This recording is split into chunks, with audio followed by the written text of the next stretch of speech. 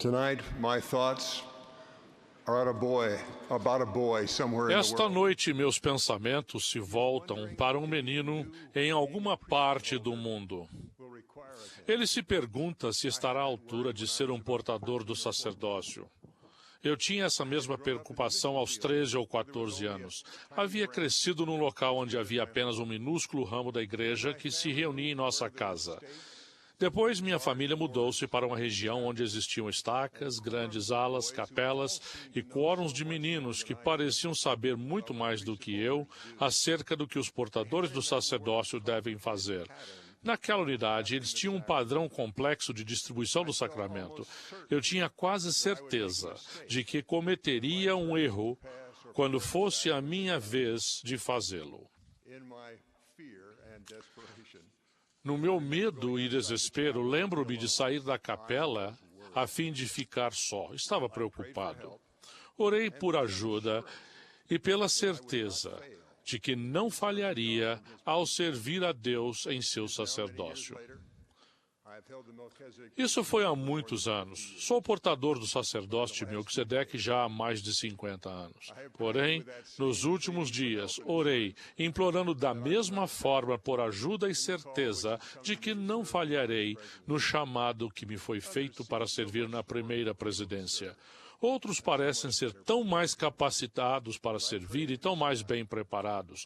Mas ao orar desta vez, creio que pude sentir uma resposta provavelmente como a que foi enviada a mim do lado de fora da capela da ala Yellcrest muito tempo atrás. É a mesma resposta que vocês podem esperar obter quando se depararem com um chamado para servir no sacerdócio que pareça além de sua capacidade. A mensagem pode vir em forma de palavras à sua mente, de um sentimento, ou ambas as coisas, mas incluirá pelo menos 3 coisas, a fim de que você sinta a certeza e a orientação para o que precisa fazer. Primeiro, essa certeza que virá da lembrança das vezes em que o Pai Celestial o ajudou em meio ao perigo e às dificuldades, como aconteceu a mim nos últimos dias. Quando eu era jovem, ainda vivendo em New Jersey, uma multidão grande e furiosa se aglomerou em frente à nossa casa. Minha mãe saiu sozinha ao encontro dessa multidão. Não consegui ouvir o que disse, mas, após alguns minutos, eles pacificamente foram embora. Eu vi que tinha presenciado um milagre. Tempos depois, recentemente, lembrei-me da multidão furiosa que, súbita e inexplicavelmente, foi tocada por um espírito de calma e reconciliação. Outra lembrança.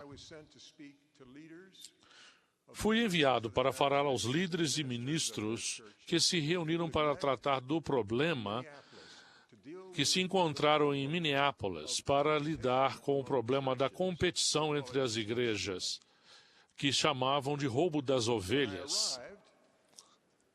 Quando eu cheguei, fiquei sabendo que eu tinha sido designado como palestrante e o meu tema era: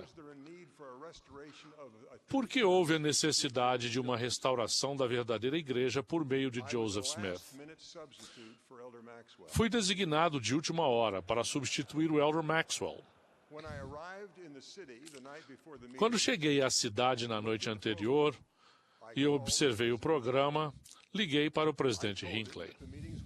Disse-lhe que os encontros iriam durar 3 dias, que muitos discursos seriam feitos simultaneamente, que a audiência podia escolher quais desejava assistir e que, se eu falasse a verdade, tinha certeza de que ninguém voltaria para ouvir meu segundo discurso e que talvez eu voltasse para casa mais depressa do que pensava. Perguntei-lhe o que achava que eu deveria fazer. Ele disse: decida por si mesmo. Orei durante toda a noite. Quase ao amanhecer, tive a certeza de que, quando falasse sobre a restauração, não deveria dizer isto é o que acreditamos ter acontecido com Joseph Smith, mas isso é o que aconteceu a Joseph Smith e esta é a razão por que o Senhor o fez. Durante a noite, eu não sabia o que iria acontecer, mas senti com clareza que deveria agir assim. Para meu espanto, os ministros, depois da palestra, fizeram uma fila para falar comigo. Todos disseram essencialmente a mesma história.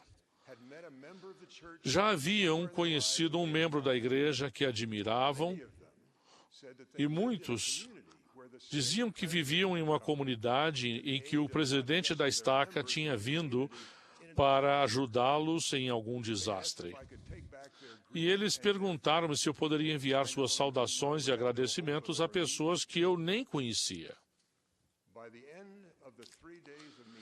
Ao final do encontro de 3 dias, um grupo ou um público cada vez maior vinha ouvir a mensagem da restauração do Evangelho e da verdadeira Igreja de Jesus Cristo. Não porque já acreditassem na mensagem, mas porque haviam presenciado a bondade na vida de outras pessoas, os frutos dessa restauração. Ao orar durante as últimas noites, essas e outras lembranças inundaram minha mente com a seguinte certeza: não tenho sempre cuidado de você? Pense nos momentos em que eu conduzi por águas tranquilas. Lembre-se das vezes em que preparei uma mesa diante de você na presença de seus inimigos. Lembre-se e não tema mal algum. Vocês, novos diáconos, lembrem-se. Vocês estarão sempre sob os cuidados do Senhor. Novos presidentes de quórum, lembrem-se. Vocês, pais, com filhos, que eles são um desafio, lembrem-se e não temam. O que é possível para vocês, ou o que é impossível para vocês, é possível para Deus. E mesmo quando eram muito pequenos e nos anos que se seguiram, Ele, com seu poder e com seu Espírito, ficou adiante de vocês e à sua direita e à sua esquerda, quando estavam a seu serviço. Tenho a certeza de que Deus cuidará de vocês se o buscarem em fervorosa oração. Eu sei disso. A segunda parte da mensagem que receberão à medida que orarem pedindo ajuda para enfrentar uma difícil designação veio a mim muito cedo na sexta-feira pela manhã. Eu havia orado. Da mesma forma que vocês o farão ao se sentirem tremendamente inadequados. A resposta foi clara e muito direta. Esqueça de si mesmo. Comece a orar pelas pessoas a quem servirá. Isso faz maravilhas, eu posso testificar, para trazer a companhia do Espírito Santo, mas estejam preparados para orar por muito tempo. Vocês sentirão amor pelas pessoas a quem irão servir. Sentirão as suas necessidades, suas esperanças, suas tristezas e de seus familiares. E o círculo será cada vez maior do que vocês jamais imaginariam. Vão atingir as pessoas que eles amam por todo mundo. Quando se esquecerem de si mesmos e orarem por outras pessoas a quem o seu serviço possa tocar. Haverá uma mudança não apenas em seu serviço, mas em seu coração. Isso ocorre porque o Pai e seu Filho amado, a quem vocês são chamados a servir, conhecem e amam tantas pessoas que serão tocadas por seu serviço, mesmo que para isso pareça estar limitado a apenas a alguns. E a terceira e última mensagem que vocês podem esperar receber quando orarem por ajuda numa difícil designação do sacerdócio é trabalhar. O poder do sacerdócio é dado para abençoar as pessoas, e isso sempre implica em movimento, em fazer algo, normalmente algo difícil. Portanto, vocês podem esperar, além da certeza de que serão ajudados por Deus e de que devem esquecer de si mesmos, a clara influência do Espírito Santo para irem e fazerem algo que abençoará a vida de alguém. Isso pode ser tão óbvio como, em espírito de oração, ir visitar uma pessoa do quórum ou uma família que lhes são designadas. Para um pai, isso pode significar corrigir um de seus filhos. Ou seja, ensinar o Evangelho de Jesus Cristo, vocês o farão de forma melhor. Vocês se lembrarão no sucesso que poderão alcançar. Vocês estão ajudando o Pai Celestial e seu Filho Jesus Cristo a fazer com que a vida eterna seja possível àqueles a quem servem. Para que isso aconteça, o Espírito precisa prestar testemunho ao coração dessas pessoas. E esse testemunho os levará a decidir se guardar os mandamentos de Deus a despeito das tempestades e tentações que possam vir. Tendo isso em mente, o Espírito os guiará ao ensinar e corrigir utilizando o poder do sacerdócio. Vocês se conservarão limpos, a fim de ensinarem com o Espírito. Orarão pedindo ao Espírito que lhes diga quando e como corrigir, e como demonstrar um amor maior. Orarão pedindo ao Espírito que lhes diga dessa maneira. E vão ter um testemunho da verdade em seu coração e sua vida, de modo que a expiação operasse e continue operando neles. Você pode esquecer de si mesmos e começar a amar as pessoas a quem servirão e a orar por elas. E também podem escolher o que fazer para atingir os corações delas. Mas nunca vai ser fácil. Nem para vocês, nem para os que servem. Sempre haverá dor no serviço e no arrependimento necessário para que o poder da expiação opere uma mudança no coração. Essa é a natureza do chamado que vocês receberam. Pensem no Salvador, a quem estão servindo. Será que em sua vida mortal vemos algum momento em que as coisas foram fáceis para ele? Ele pediu coisas fáceis a seus discípulos. Então, por que deveria ser fácil para nós ou para seus discípulos? A razão disso está na frase, um coração quebrantado. Às vezes, as Escrituras citam um coração abrandado, mas, com maior frequência, as palavras que descrevem o estado que buscamos para nós mesmos e para aqueles a quem servimos é um coração quebrantado. Isso pode ajudar-nos a aceitar o fato de que nosso chamado para servir e a necessidade de obter o arrependimento que buscamos não será algo fácil. E também nos ajudará a compreender melhor o motivo pelo qual o testemunho é algo que precisa ser alicerçado em nosso coração, mediante a fé de que Jesus Cristo expiou por nossos pecados.